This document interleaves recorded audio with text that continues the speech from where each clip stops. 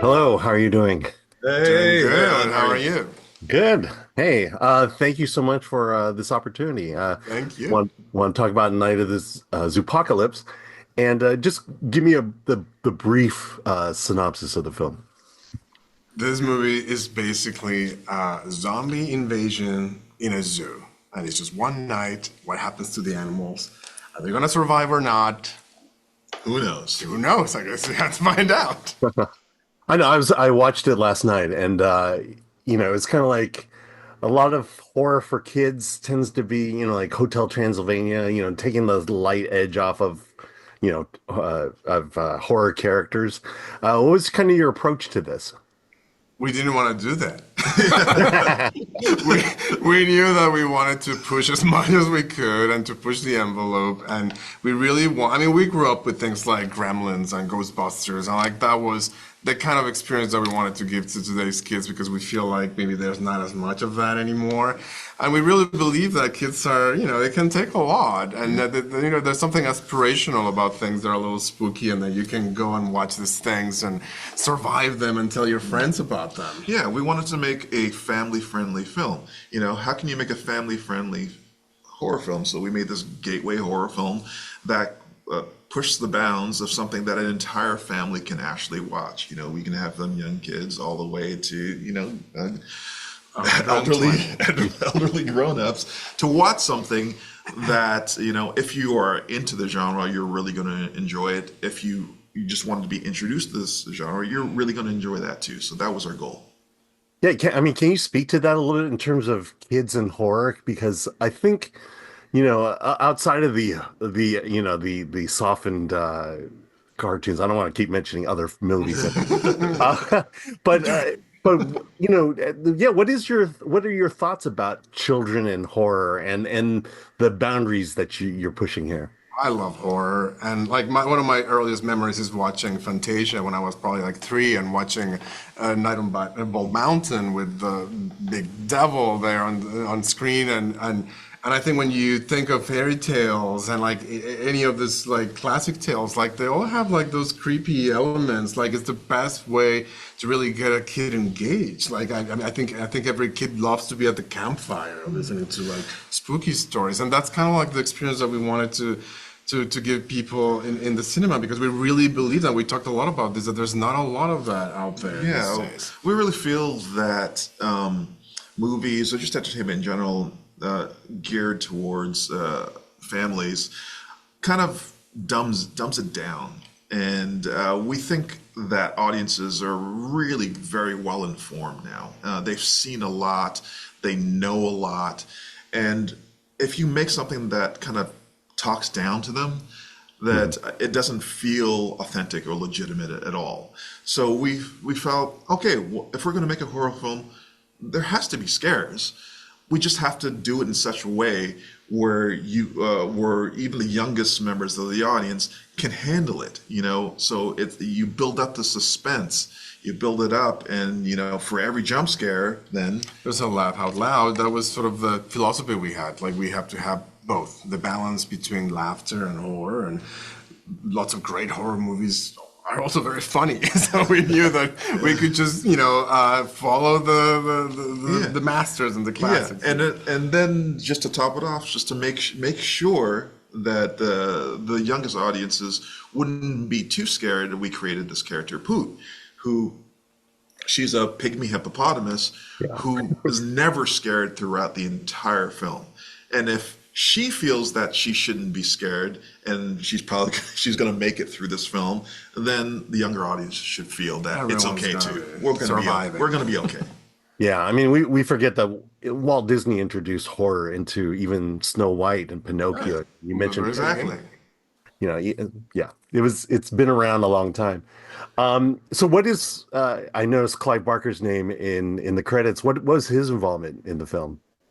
So initially, this was a concept by Clive Barker. It was a graphic novel that was meant for adults. It was unpublished, but our production partner, Copperheart Pictures, and Steve Hoban, the principal, he brought this concept to me. He said, "Look, I got this thing from Clive Barker, you know, the Hellraiser slash Candyman guy, and I want to make a family film out of it.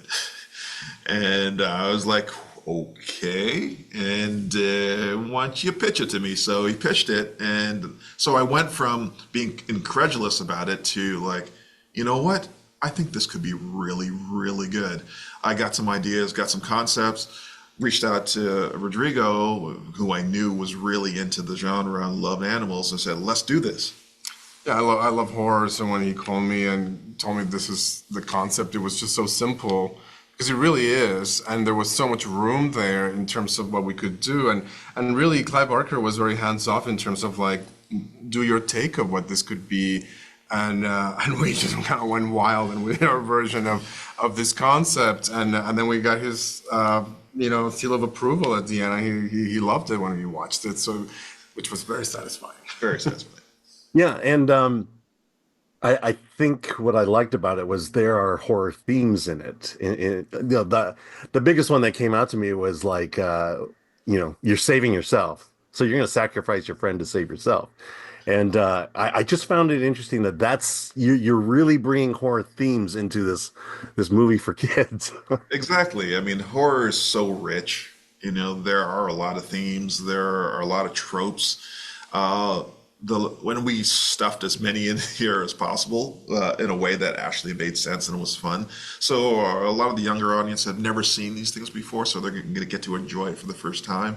But the older audience members will be able to see and recognize these things and really enjoy that as well. And it comes from an organic place. I mean, Copper Heart Entertainment, our co-production company, actually comes from making live-action horror films. So I think it was in the DNA of a lot of the people who were involved that it just came organically. It's like, this is the kind of story we want to tell, the kind of characters that we know, and the archetypes. And I think people are really satisfied when they see those things they've experienced in other films and the tropes, and as well as the Xavier character who explains the steps to how horror films are supposed to progress. I think people just have a lot of fun being able to recognize what they loved about the previous films they've seen. All right. Well, I appreciate you chatting with me. I can't wait for people to see Night of the Zoopocalypse. Thank you so much. Thank you. All right, thank you. Hi, how are you doing?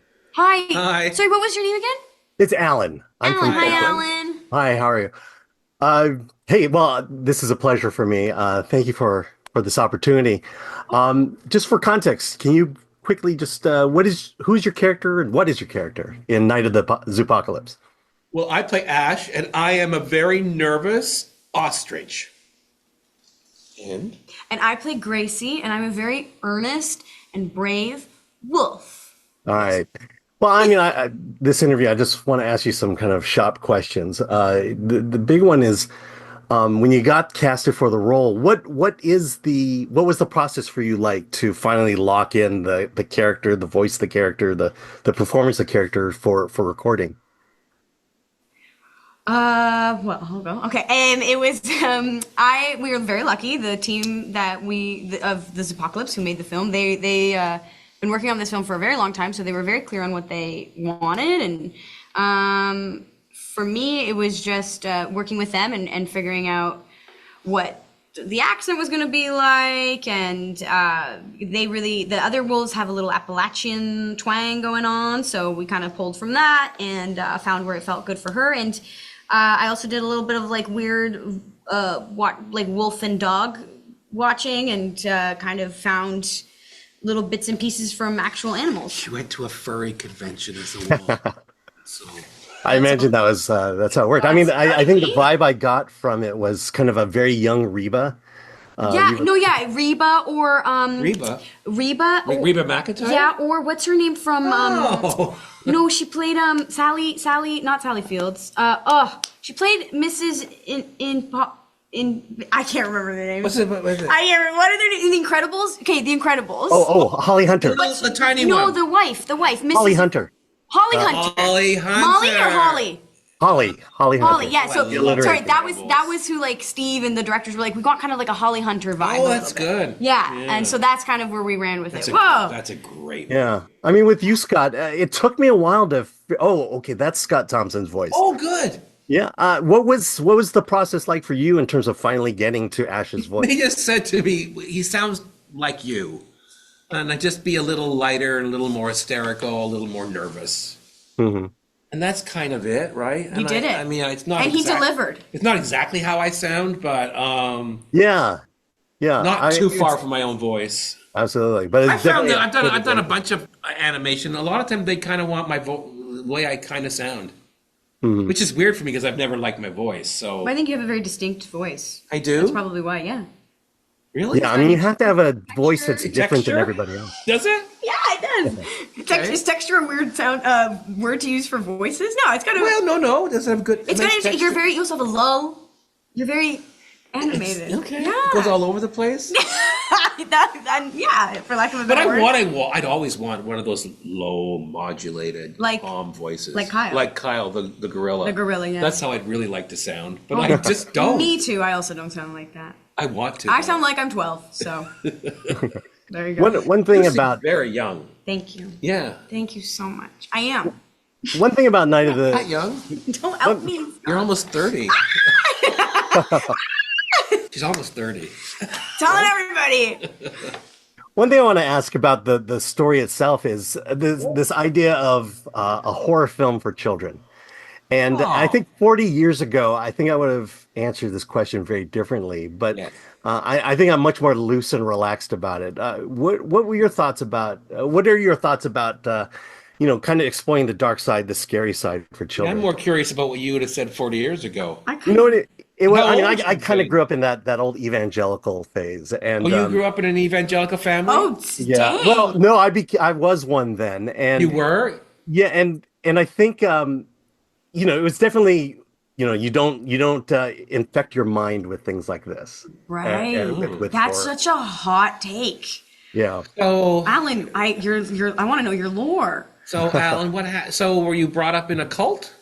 No, actually, I'm still in there, but not. I've kind of seen the light, and And the light was dark. The light was dark. horror.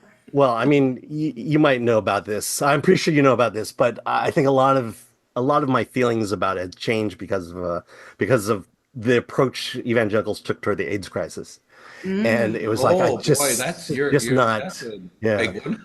Yeah, I know that. I'm pretty old school. So am I. Yeah, You dropped that very casually. Yeah. I know. Well, there you go. I mean, honestly, it was like watching you and the kids. You were probably like the first gay actor that was like, I just really like him, and I really like what Thanks. you do, and Buddy is like it just really endears himself to me. Thank you. So I know horror. That's for sure. but See, yeah, I think the kids. I guess we're similar age then in a way. I like when I was a kid. You're going to remember this. We had lots of stuff. They mingled comedy and horror constantly. We were talking earlier about Abbott and Costello movies. Do you remember them? Abbott and Costello Meet the Mummy. Abbott and Costello Meet Dracula. And they'd be very scary, but there was always comedy. Yeah. So I've never really thought it was a weird thing to mix.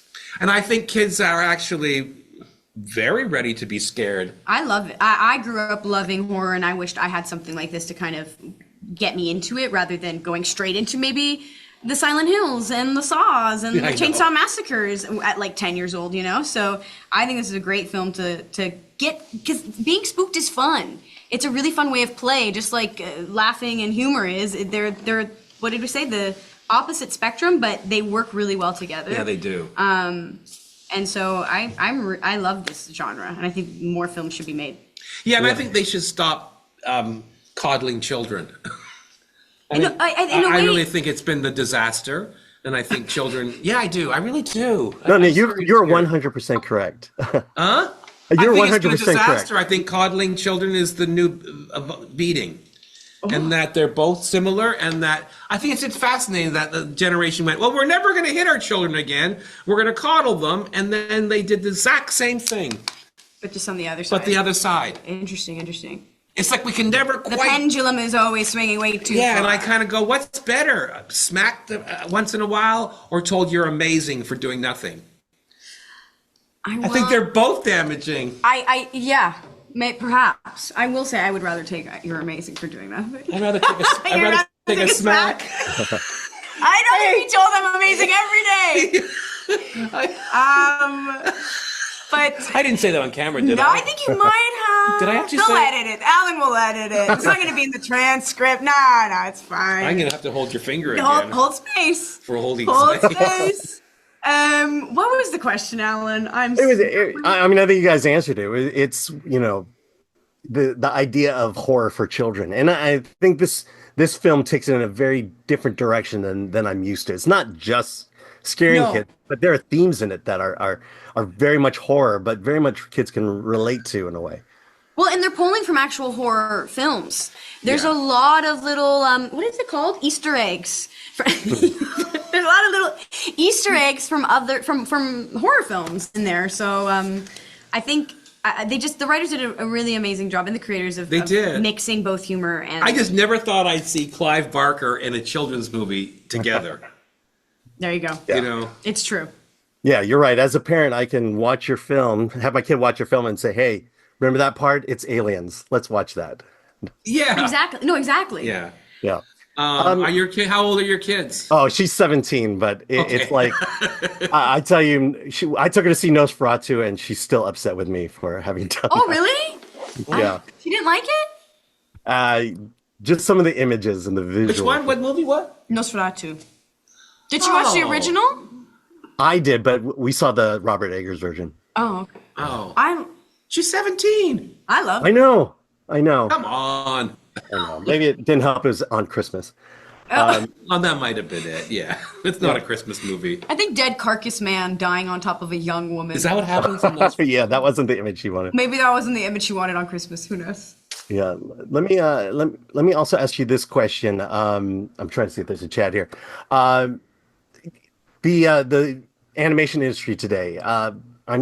Where is it today? How hard is it to, as working voice actors, Gabbi and Scott, you were working in the space as well. You know what? Where is the industry today compared to maybe like 3 years ago or pre-pandemic? Wow. Like finding work, in terms of finding work, and I think that's a massive question. And I think, the industry is perhaps not in the best place overall, but I've been very lucky. I've been part of a series that has been lucky enough to continue, but also it genuinely has slowed down quite a bit. Since probably 2022, I would say. Would you? I don't know.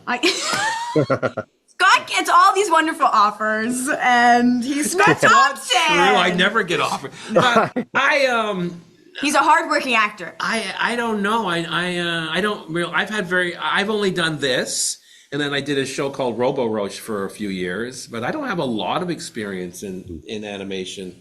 It's definitely slowed down quite a bit. I think in general the industry has slowed down quite a bit, not That's just what in I've heard. animation, but also in live action, and so it's affecting the Canadian market. Well, and the I Asian think market. AI is going to change everything, right? 'Cause AI is they could gonna- just easily take all these interviews and they could take our voices and they don't need us anymore. They could. That's very scary. And that will probably happen I would hope. tomorrow. I really do hope that people don't want to listen to robots do nuanced, beautiful work, but I'm not in control of that. What are you going to do? Riot. Burn it all down. Burn it all down. Burn it all down, man. I genuinely, yeah. I mean, I hope that's not the direction we go into. I like to have a positive outlook and hope that that's not where we're going. But Well, that's positive if you're a robot, right? I mean, a robot's Yeah. going. That's They the don't- best case I scenario. guess They so. could- But the they could do robots themselves something. have said they can do the jobs of the CEOs better than they could do the jobs of the actors. They've asked AI. They're like, "Hey, AI, in the world, what is the best job you guys could do?" And they're always like CEO or like marketing or financier because we're really good with numbers and accuracy. A job of an actor would be much harder for us to do because it contains a lot of nuance and human interaction. But what about the first AI that goes and they say, "What would you like to do?" And he goes, "Oh, I want to be a voice actor." That's scary. Or what about the first AI that goes, I want to be a comedian. And what if that AI is hilarious? And what are we gonna do then? Well, I'll be dead by then. But you might I'll be not struggling. Yeah, that's our time for today. For this. Thank Thank you, you. That's a good way to end. Alan. I'll be dead by then. Bye, Alan. Bye. Thank you. Thanks, Alan. You're welcome. That was a hard-hitting question, Alan. Ending it on a low note.